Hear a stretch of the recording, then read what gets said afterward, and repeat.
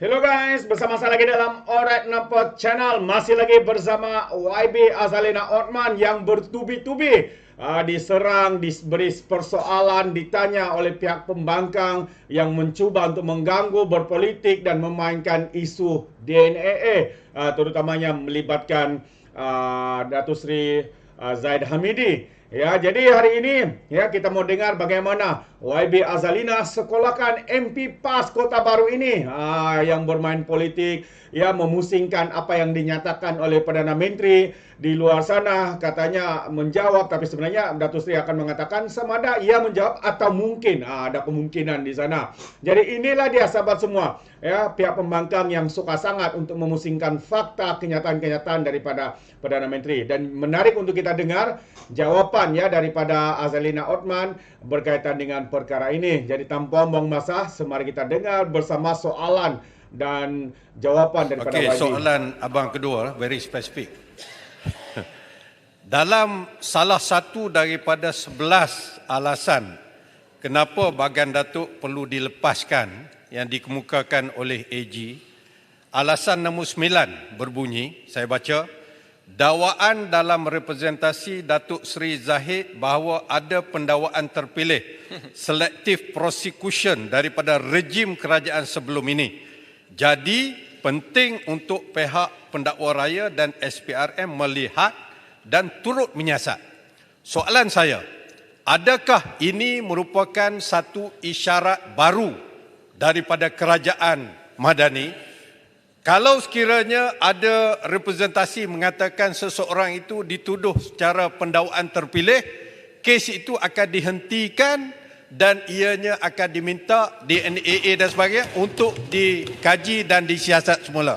Yang keduanya saya nak tanya Yang Berhormat Menteri, jelas soalan kedua, adakah Yang Amat Berhormat Tambun akan hadir ke Parlimen untuk memberikan penjelasan mengenai isu DNAA seperti mana kenyataan beliau pada hari Jumaat baru-baru ini? Terima kasih. Yang Berhormat Menteri, beri laluan.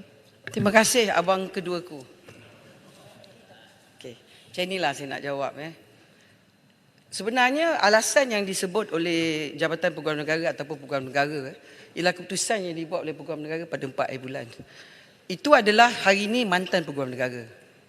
Sebenarnya saya nak sebut di sini Tuan Speaker, saya memang tak boleh jawab justifikasi Peguam Negara sebab saya sebut dalam perlembagaan, tak ada apa-apa dalam perlembagaan ini yang saya sebut tadi dalam 145 ni menyatakan bahawa kuasa budi bicara Peguam Negara dan Peguam Negara harus melaporkan kepada Menteri Kabinet atau Perdana Menteri, tak ada langsung. Jadi saya tak boleh jawab bagi pihak dia. Sebab budi bicara yang saya sebut tadi tu, saya pegang pada pangkal ayat dia budi bicara ialah budi bicara ni budi bicara yang diberi oleh perlembagaan yang mana dia boleh mendakwa dan menarik pendakwaan. Itu hak dia dalam perlembagaan. Sampailah hari kita di dalam parlimen ini bersetuju untuk membuat pindaan kepada perlembagaan. Nak menentukan apakah sebenarnya bearing yang boleh. Ada sebut moratorium, ada sebut kes politik boleh, ada kata kes, saya tak tahu. Itu sebab jawatankuasa hak yang mana yang berhormat sahabat-sahabat saya belah sana menjadi ahli, kita meletakkan dalam 2 task force, iaitu empirical study dengan di segi regulasi untuk menilai semula. Saya nak tegang sikit sebelum saya jawab soalan abang kedua saya ialah dia pun pernah jadi Menteri Undang-Undang, dia pun tahulah. Dan saya percaya Yang Berhormat Kota Baru lagi pakar daripada saya. Tapi mungkin kerana dia abang, dia lupalah. Ataupun dia buat-buat lupa. Jawab. Tapi tak ada masalah. Saya boleh tegang. Jawab. Dengan izin. Yelah, kejap belum habis lagi. If not, I'll take you out for coffee lah. Sian adik saya je. Jujur dek. Adik menunggu. Macam ni Yang Berhormat. Bila kita nak buat perkara bacaan kepada yang disebut study ni, empirical study ni, saya sebenarnya menyebut 1 tahun, tapi Jabatan Peguam Negara beritahu saya dia nak 1+1, 2 tahun. Alasan dia lah macam yang berlaku dalam Parliament Services Act. Pegawai-pegawai parlimen semuanya tak nak open service. Maknanya dia tak nak close service, dia nak open service yang dia boleh pindah pada agensi kerajaan lain. Mereka di belakang saya ni, yang ramai muka garang-garang ni, dia Judicial Legal Service. Dia tak nak hanya menjadi pakar pendakwa. Dia nak ada perasaan dan pengalaman jadi hakim, Sessions Court Judge, Magistrate Judge dan paling penting menjadi penasihat kepada kerajaan negeri. Sebab pengalaman ini akan memberi mereka satu karier yang begitu hebat. Jadi saya pun rasa kerajaan madani ini kerajaan mau berlaku adil. Kita tidak akan paksa, kita akan dengar rintahan mereka. Jadi saya nak bagi jawapan kedua saya. Format di United Kingdom. United Kingdom ni dia punya peguam negara bukan orang politik, dia ada undang-undang khas. Sebab dia nak tentukan bahawa peguam negara tu dalam melaksanakan kuasa dakwaan tu, dia adalah kuasa dakwaan yang terkawal. Walaupun dia ada budi bicara, tetapi budi bicara ni ialah budi bicara yang terkawal. Kemudian kita ada pula sistem yang disebutkan yang berlaku di Australia. Australia punya peguam negara tu dia boleh menjadi juga front bench menteri kabinet. Dan ini sebenarnya berlaku masa, kalau kita ingat, saya dah sebut banyak kali. Kita pernah ada Menteri UMNO, arwah Tan Sri Hamzah, arwah Tan Sri Abu Kadir. Tan Sri, dua menteri kabinet daripada front bench daripada UMNO. Kalaulah kata hari ini Yang Berhormat Perdana Menteri membuat keputusan bahawa kami ni, salah satu pada kami, mungkin saya lah, jadi peguam negara. Kuasa yang ada dengan saya bukan saja menasihati kerajaan tetapi menentukan pendakwaan bukan pendakwaan. Jadi bila Yang Berhormat belah sana kata ini adalah niat selective prosecution, berkemungkinan ada sebab orang politik kemungkinan. Tetapi kerana hari ini apa yang ditakbirkan pada dalam kerajaan kita pada hari ini, kita ni yang pegang jawatan front bench kerajaan ataupun ahli-ahli parlimen belah sana tidak menjadi peguam negara kerana kuasa yang ada tu begitu besar. Itu sebabnya daripada dulu yang saya bercakap, pemisahan tu wajib dan wajar. Tetapi pada hari ini, kerajaan madani bercakap tentang pemisahan kuasa tu wajar, tetapi perlu diadakan satu kajian.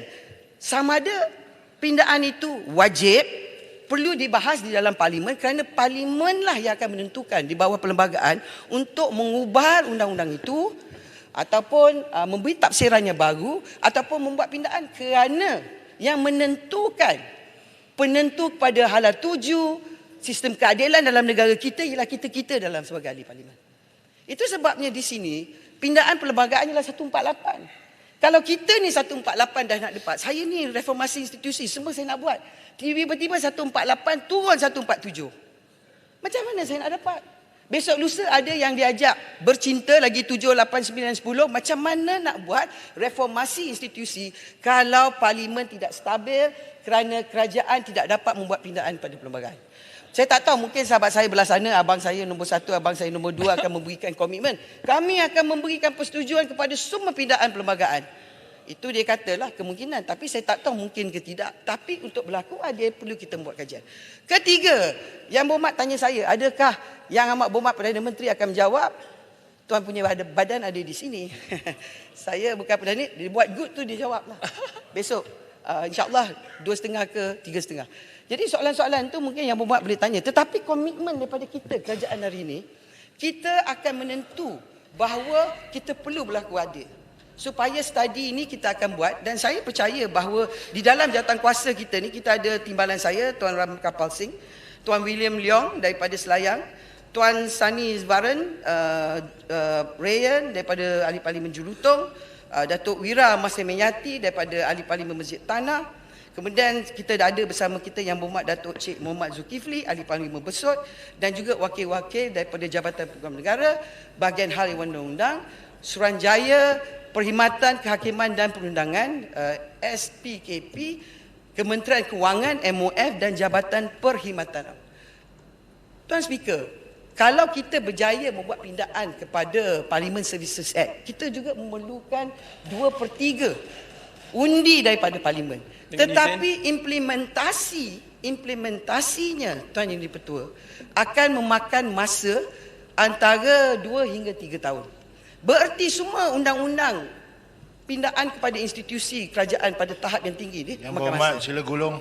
Jadi kejap saya akan cuba sedaya baik memberi jawapan secara bertulis Tetapi saya nak terang di sini, seperti yang saya kata, kami ini kerajaan hashtag kami we walk the talk. Kita bukan hashtag we don't talk and we don't walk. Dengan itu saya mengucapkan terima kasih pada Tuan Dengan izin ada seminit lagi. Ada seminit lagi. Yang Berhormat Menteri. Seminit lagi Yang Berhormat Menteri. Yang Berhormat Masih ada lagi.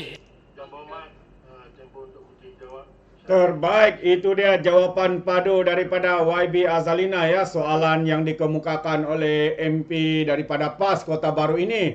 Terduduk terdiam membuat gunung dia di sana sahabat-sahabat semua. Kononnya berdegar-degar memberikan soalan tapi akhirnya dijawab dengan padu, dijawab dengan jelas sekali sahabat-sahabat semua sehingga terduduk ya. Inilah ya, mereka cuma memainkan memusingkan segala apa yang dikatakan, memusingkan fakta, memusingkan kata-kata daripada orang lain untuk dijadikan isu politik di dalam Dewan Rakyat ini. Namun, kita mendengar bagaimana jawapan padu daripada YB Azalina dan ini adalah contoh bagaimana seorang menteri yang menjawab soalan dengan penuh fakta, penuh tegas, dengan mengatakan hashtag kerajaan ini we walk the talk. Bukannya tidak mau bercakap dan tidak mau bertindak seperti mana kerajaan Perikatan Nasional sebelum ini. Jadi terima kasih sahabat semua kerana bersama. Sampai di sini saja apa yang saya ingin sampaikan. Apa yang kita dengar jawapan daripada YB Azalina sebentar tadi. Kita harap ia memberi manfaat kepada kita semua. Jadi sekali lagi tanpa buang masa izinkan saya untuk mengundurkan diri. Tapi sebelum itu sekiranya anda mau berikan sebarang komen, boleh berikan komen dalam ruangan komen. Alright, so seperti biasa izinkan saya untuk mengundurkan diri. Peribahasa mengatakan tak apapun kangkap, 2 tahun keinginan. Dalam bahasa Melayunya tepuk dadah tanya selera. Sekian saja daripada Alright Nampak Channel. Saya kita berjumpa lagi. Bye bye.